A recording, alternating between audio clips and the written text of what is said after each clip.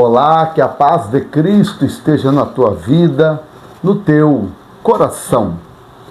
A lição que vamos estudar hoje tem como tema o banquete de Esther, denúncia e livramento. O texto áureo fala-nos da seguinte forma: como ribeiros de águas, assim é o coração do rei na mão do Senhor, a tudo quanto quer o inclina. Provérbios 21 e o verso 1. A verdade prática diz-nos o seguinte: devemos reconhecer as autoridades humanas, mas não podemos atribuir-lhes um poder acima do que elas têm. Há um Deus no céu. Há um Deus no céu. O texto da leitura bíblica em classe está em Esther, capítulo 7, versículos de 1 até o versículo 10. Quando nós olhamos para o livro de Esther e essas lições em especiais, essas lições em especial, cada professor, não só nessa lição, mas eu sempre, quando vou estudar a lição, eu estudo aquela lição e também dou uma olhadinha na próxima lição. Por quê? Há muitos casos que uma lição tem ligação com a outra. E se nós começarmos a entrar na próxima lição, então a lição se torna muito repetitiva e chata. Porém, é importante se colocar no lugar do escritor. Muito importante, por quê? O escritor da revista, ele coloca os objetivos da lição. E às vezes nós que pregamos, ensinamos, a gente não atenta bem para os objetivos da lição e o seu conteúdo. A gente quer dar a lição do nosso jeito. E aí a gente acaba entrando na lição seguinte. E quando nós vamos falar da lição seguinte, já entramos um pouco nela, aí o aluno percebe que estamos sendo repetitivos. E a gente também nota isso. E a gente fica assim, todo sem graça, começamos a reclamar da CPAD, começamos a reclamar da própria lição, mas isso é porque a gente descuida. Na verdade, o erro é nosso. Nós devemos olhar sempre a lição seguinte, e aí programamos a lição de uma maneira tal que não entramos na lição seguinte. Isso é muito importante, ok? É muito importante isso, gente. Outra coisa muito importante relacionada ao professor: tem professor que não segue os tópicos da lição. Igual, por exemplo, aqui, essa lição que estamos estudando, lição de número 12, o primeiro tópico está assim: o banquete e a denúncia. O segundo tópico está a fúria do rei contra a injustiça. E o terceiro tópico está o grande livramento. E depois tem a conclusão. Pronto. A lição está dentro desse conteúdo. Muitas pessoas erram, acabam entrando na lição seguinte porque não segue os tópicos. Outra questão também é que o pastor da igreja, ele confia na gente, como professor, que nós estamos dando o conteúdo que está na lição, porque o pastor, ele lê a lição, e a igreja, ela é, na Assembleia de Deus em especial, o pastor, ele usa duas formas para doutrinar a igreja. Primeiro, ele usa o culto de doutrina, o culto de ensino. Em segundo lugar, o pastor da igreja, ele doutrina a igreja através da escola dominical, usando nossas vidas, tá? Então, quando o pastor pega uma lição, isso é muito falado na convenção geral, na CPAD, quando a gente vai nas conferências, é que as pessoas às vezes nunca foram a uma conferência da uma conferência da escola dominical, promovida pela CPAD, nunca foram a uma convenção geral, não sabe o que é discutido lá, e aí agora pega a lição e fala: está chata, está muito repetitivo, mas lá na CPAD, nos congressos que faz, né, congresso de escola dominical e nas convenções gerais é ensinado sobre isso, tá?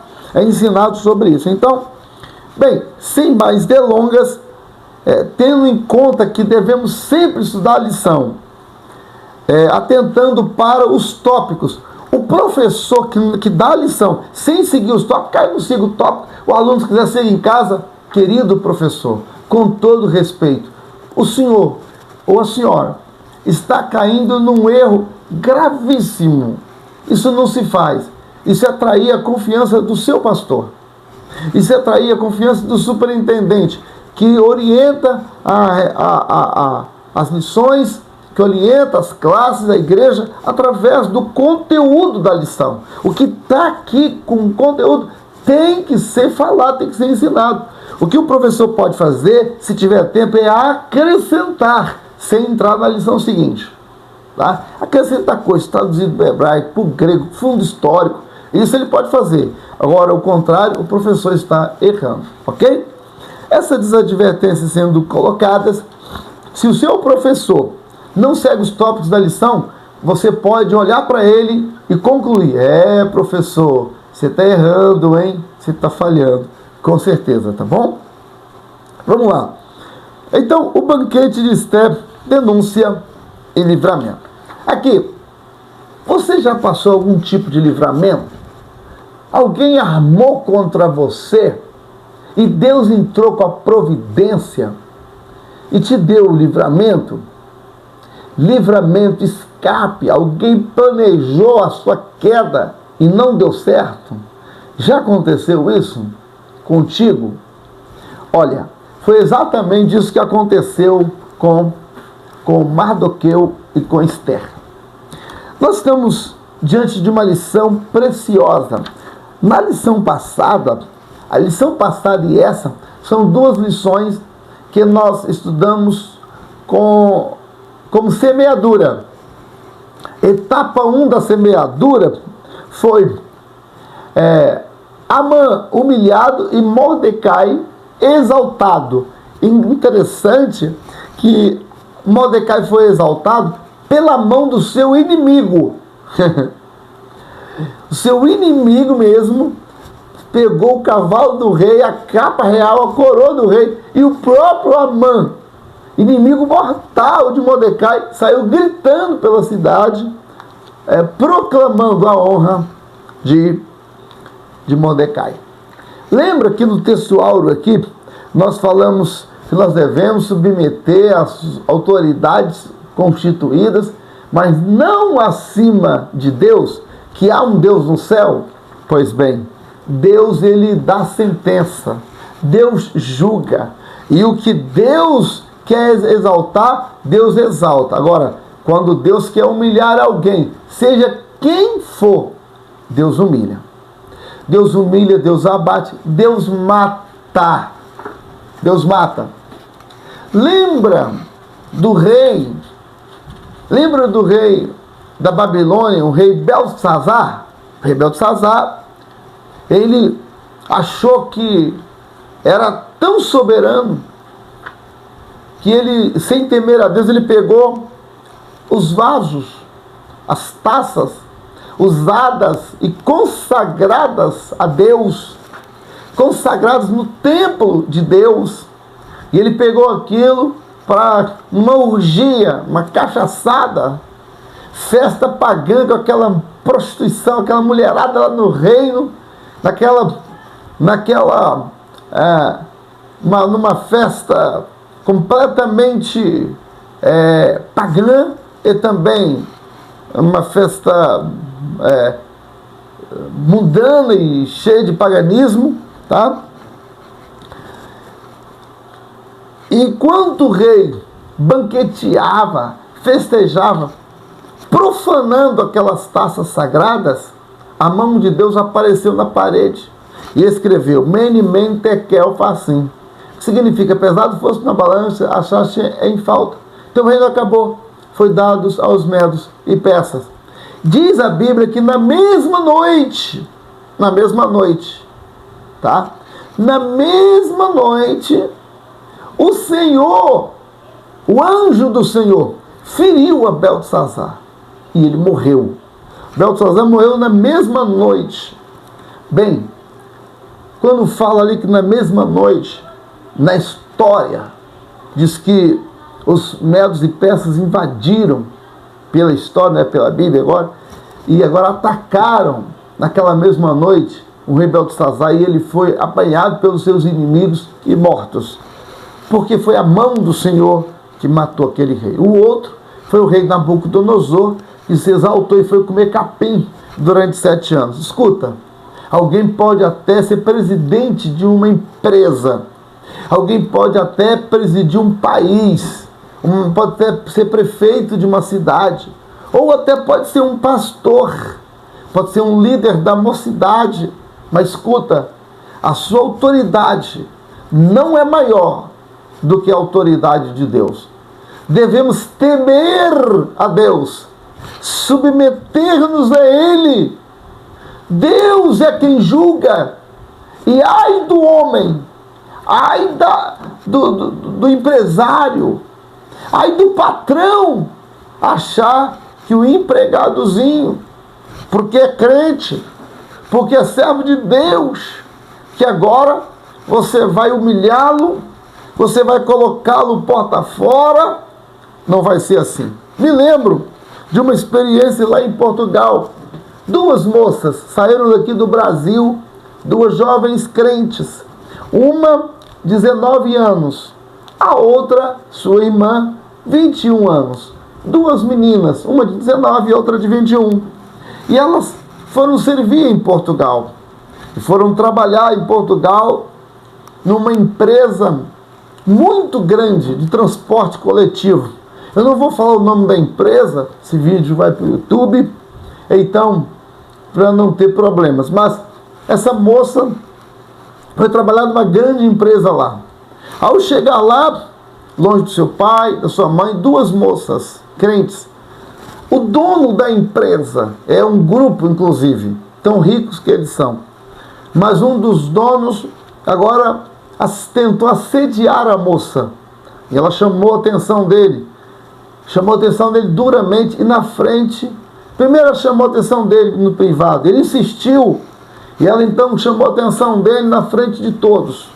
Ele, se sentindo o poderoso, diante daquela repreensão que a moça séria, crente, serva de Deus, longe do pai, da mãe, longe do seu país, mas comprometida com Deus, aquele dono agora despediu a moça por justa causa,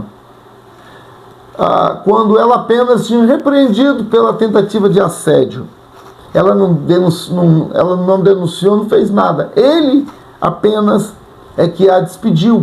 Agora, claro, depois de ter sido despedida por justa causa, sem receber nada, humilhada na frente de todas as pessoas ali, ela então vai à justiça.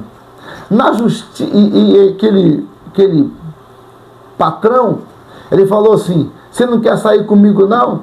Você não quer, né, facilitar as coisas não? Você está despedida. E quero ver se esse Deusinho seu vai fazer alguma coisa por você.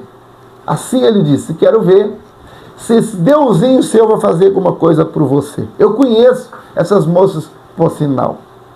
Então a moça recorreu à justiça. Resumindo e concluindo, foram ao tribunal.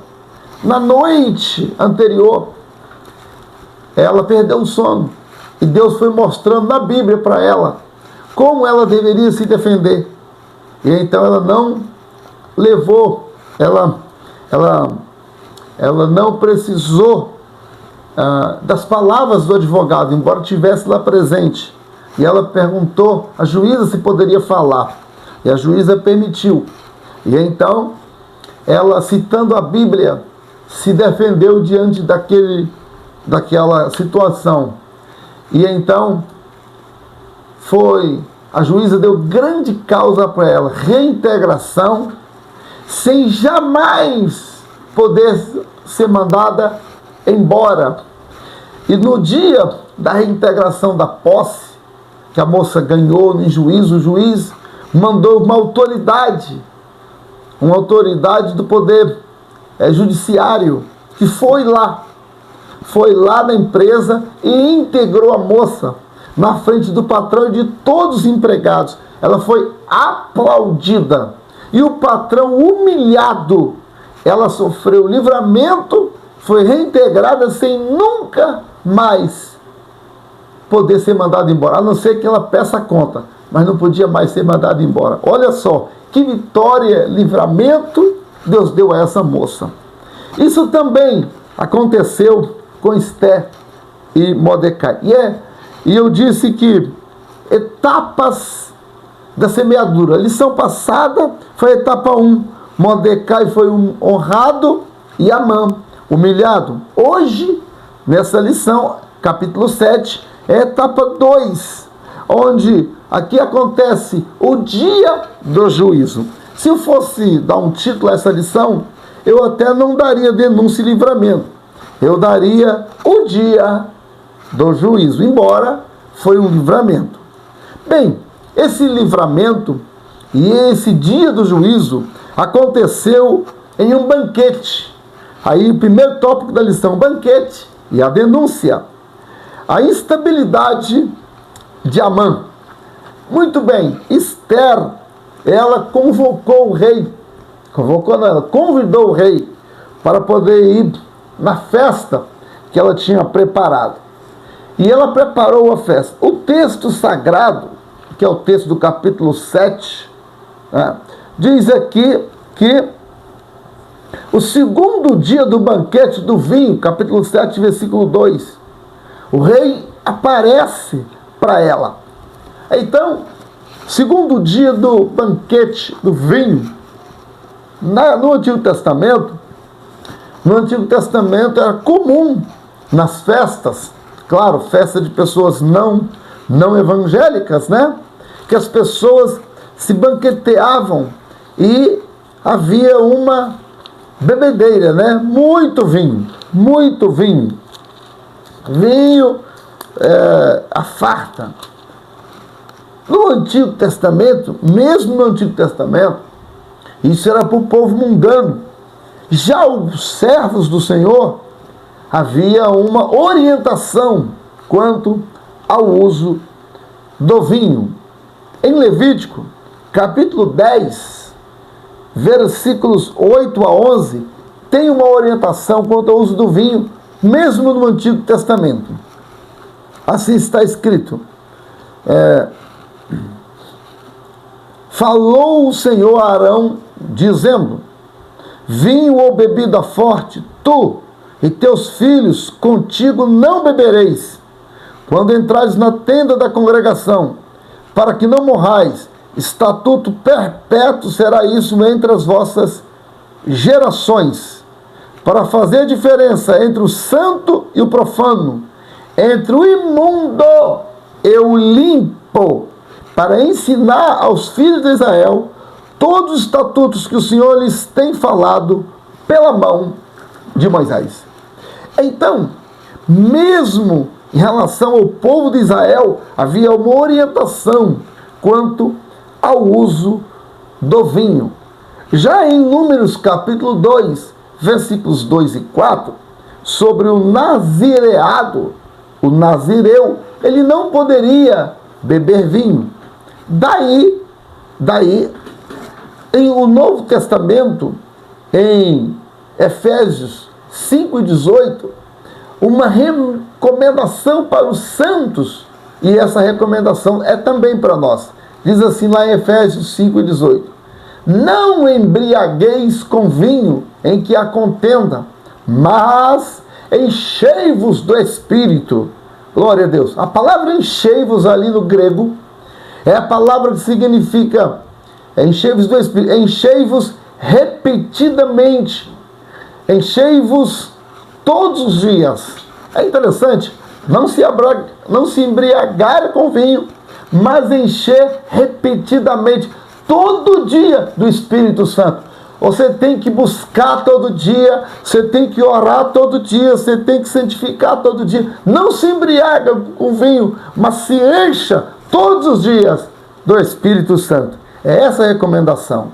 Mas, como no banquete que Esther tinha preparado. Era um banquete numa festa de um palácio, né? Embora Esther fosse serva do Senhor, mas o rei não era, e os demais súditos também não. E havia uma cultura e um costume, e eles bebiam, né, muito. No dia desse banquete, o rei aparece diante de Esther. Então vamos para o nosso segundo, ou melhor, para o nosso terceiro subponto aqui do tópico 1, que é: qual é a tua petição? O rei diz para Esther. Assim está, ó. Disse também o rei a Esther, no segundo dia do banquete do vinho: qual é a tua petição, rainha Esther? E se te dará. Qual é o teu requerimento? Até a metade do reino se fará. É interessante notarmos aqui a sabedoria, a estratégia de Esther. Bom, até agora aprendemos que nesse dia, né, no dia do banquete, aprendemos aqui que Deus é o Deus que julga. Aquilo que a gente planta, a gente pode colher. Devemos ter muito cuidado. Estamos estudando, e eu disse que etapas da semeadura, a lição passada foi a etapa 1, né? Que Amã foi humilhado e Mordecai exaltado. Hoje a etapa 2 é o dia do juízo. E nessa etapa 2, Esther faz um banquete e Amã é convidado para estar ali, mas havia uma instabilidade nesse camarada, porque tudo que ele fazia ele estava plantando maldade, ele estava plantando crueldade, ele estava plantando vingança, ele estava plantando autoritarismo. Então, a batata dele estava assando, e no dia da colheita, o dia do juízo, chegou, né? E então o rei pergunta: qual é a tua petição? E aqui Esther usa de muita sabedoria. Esther diz ao rei assim, olha a resposta de Esther. Então, respondeu Esther: se ó rei, achei graça aos teus olhos, e se bem parecer ao rei, desse-me a minha vida como minha petição, e o meu povo como meu requerimento, porque estamos vendidos, eu e meu povo, para nos destruírem, para matarem, para lançar a perder. Rei, vão matar a gente. E o rei assusta com isso. Claro, não é que alguém quer matar a rainha. Aí a rainha continua, demonstra aqui muita humildade e também estratégia, obviamente. Se ainda por servos ou por servas nos vendessem, calar-me-ia, ainda que o opressor não recompensaria a perda do rei, disse Esther.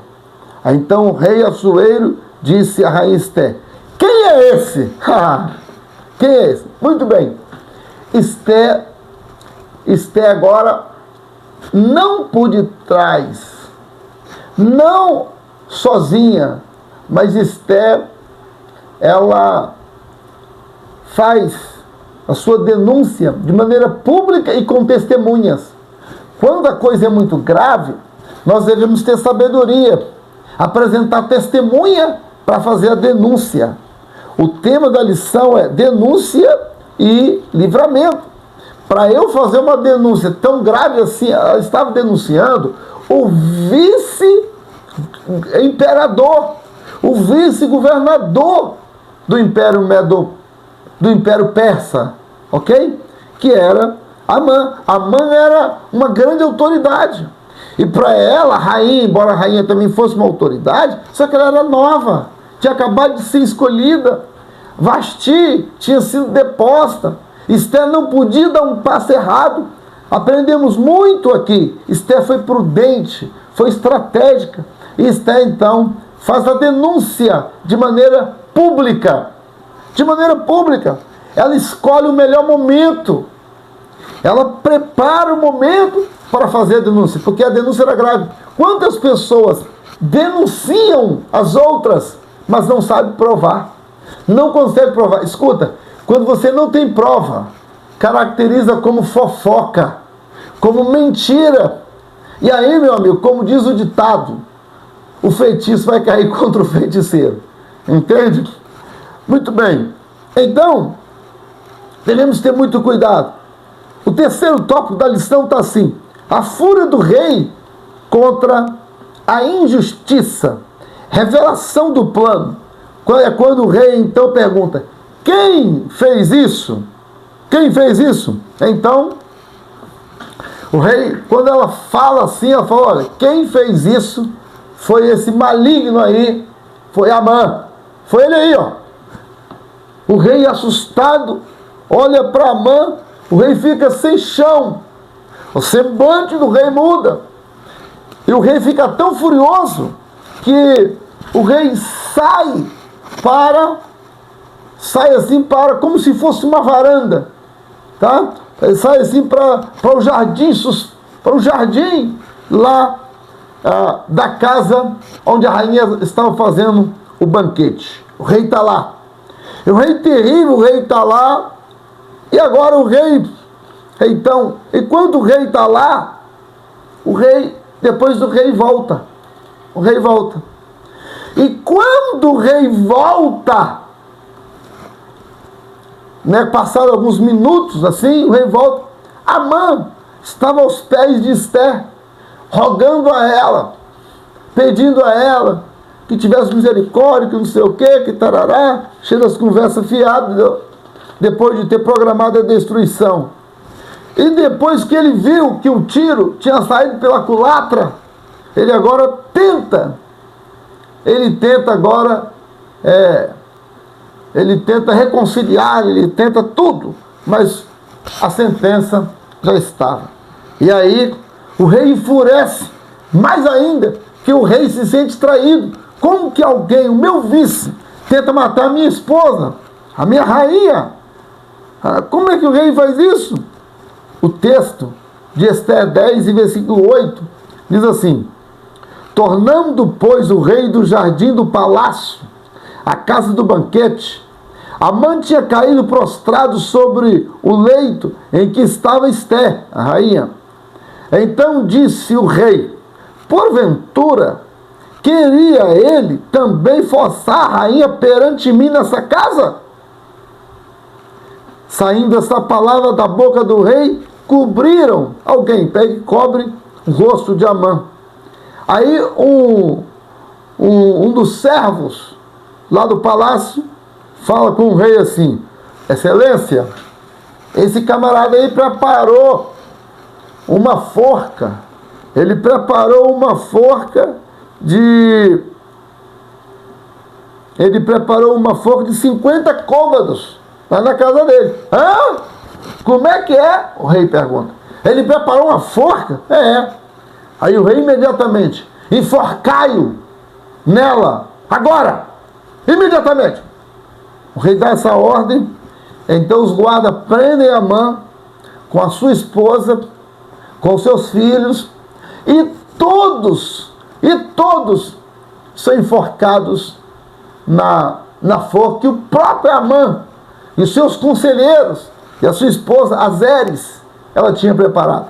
Então escuta, quem planeja maldade, quem planeja derrubar quem Deus quer exaltar, quem vai cair, meu irmão, é você. Nunca planeje atrapalhar, nunca planeje derrubar quem Deus quer usar, quem Deus quer honrar. Pode ser um empregadozinho lá da porta, que era o caso de Mordecai. Mordecai era apenas o porteiro do palácio, o recepcionista do palácio, mas era um homem que Deus queria honrar. E agora o grandão caiu, foi enforcado, ele e toda a sua família, e o pequeno é exaltado para a glória de Deus. A lição termina falando assim: os ventos mudaram. Está aqui no tema, no último tópico da lição, o grande livramento. O grande livramento. A história da forca chegou ao palácio e os ventos mudaram. Bem, Nessa questão aqui que os ventos mudaram, o comentarista da lição coloca uma questão aqui que eu julguei super interessante. Quem sabe Amã, ele não era tão querido assim no palácio. Porque Amã, ele se doía, se preocupava com alguém que não se humilhava diante dele, não se prostrava, não reverenciava. Sabe? Pessoas autoritárias, pessoas que amam o poder, pessoas que estão num pedestal e são capazes de fazer qualquer coisa para estar naquele pedestal, para poder atingir as pessoas. E agora criam antipatias. Eu me lembro lá no exército, quando um graduado passa, os subordinados, se eles estiverem sentados, eles se levantam e de pé eles prestam uma continência. Acontecia muitas vezes, nós, soldados, estávamos sentados, os oficiais, sargentos, aqueles que eram gente boa, né? Eles passavam e a gente ia ficar de pé para os cumprimentar. E eles diziam assim, não, pode estar, bom dia, pode sentar. Eles não faziam questão. Outros já faziam questão. Voltavam assim, não, eu acho que não me viram. Voltavam e eram capazes de punir porque alguém não se levantou para prestar continência. É claro que é um dever se prestar a continência, mas tem gente que por causa de uma obrigação, de um dever, essa pessoa agora quer prejudicar além do limite, quer mandar embora, quer cortar a fala, quer isolar, quer colocar no canto, quer punir, quer defamar, quer colocar a família em risco. Eu é que mando, eu que libero. Se eu não liberar, às vezes precisa até de uma ajuda financeira. Às vezes é uma indicação que poderia ser dada. Corta-se a indicação, corta-se dinheiro, manda a pessoa embora da empresa, até procura um jeito de mandar por justa causa, por questões pessoais. Muito cuidado com isso. Há um Deus no céu que está vendo todas as coisas. Cuidado porque estamos plantando. A Bíblia nos ensina a amar até os nossos inimigos. Devemos ter muito cuidado para não sermos injustos nas nossas petições, para não sermos injustos no cargo que ocupamos. Às vezes humilhamos o indefeso, às vezes prejudicamos uma família de maneira injusta, autoritarista, com maldade, com crueldade. Agimos sem misericórdia, agimos sem coração, agimos sem amor, só porque ocupamos um determinado cargo. Muito cuidado, os ventos podem mudar. Você está plantando, cuidado com o que você planta, porque os ventos podem mudar. Que Deus nos guarde e que Deus nos livre, porque há uma forca, há um juízo, há um Deus no céu e o Senhor pode mudar os ventos. Plantemos, sejamos humildes, sejamos misericordiosos, amorosos, justos e não maldosos. Que Deus abençoe e até a nossa próxima aula, se Deus quiser, quando o tema será Esther, a portadora das boas novas. Deus abençoe e até a nossa próxima aula. Amém.